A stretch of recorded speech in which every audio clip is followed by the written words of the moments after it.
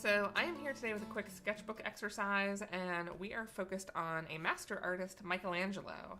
He used a lot of color washes on the back of his sketch pages. I've done a sample one here with some burnt sienna watercolor, and you can see the difference between the burnt sienna wash and just the white page. I've also done like a kind of a pre-sample sketch with colored paper in the background. And primarily when he did sketches, he used a color called sanguine, which is kind of a brownish, reddish color.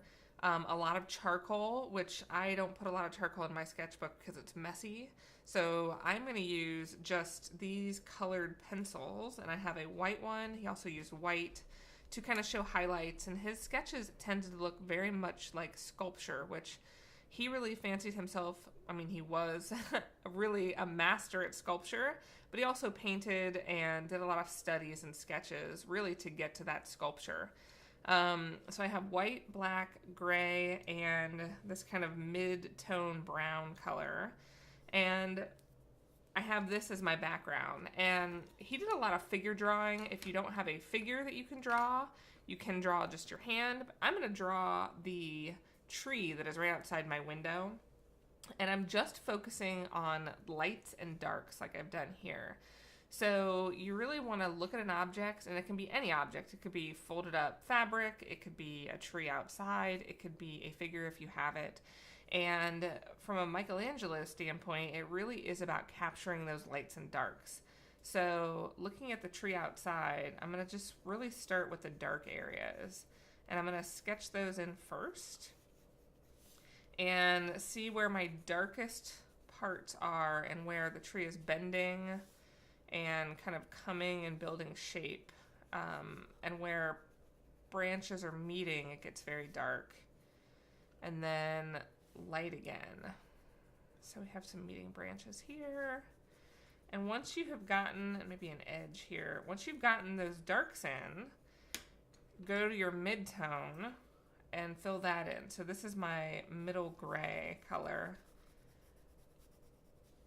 And that is kind of bending around some of the objects that meet where the darkest tones are, and then also kind of the core of the tree. Some of those branches, depending on where your light source is coming from, it's a very gray day outside my window, are going to have different kind of lighter and darker spots. I actually have kind of a mid-tone. I'm going to use this brown to kind of build the center, because there's light hitting it, so it's not really my darkest, but it's not quite that gray either. So building in some brown is another mid-tone. And then where your highlights are, kind of really hitting that white. You can also use that white to blend. So if I go over some of this dark, kind of blend it together into a mid-tone as well.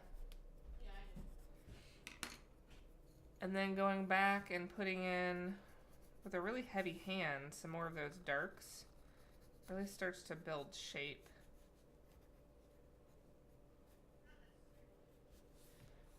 And you can very quickly start to build form, and that's really what a lot of his sketches were about, was capturing the form in front of him, the shapes, the darks, lights, the contrast, and building from there.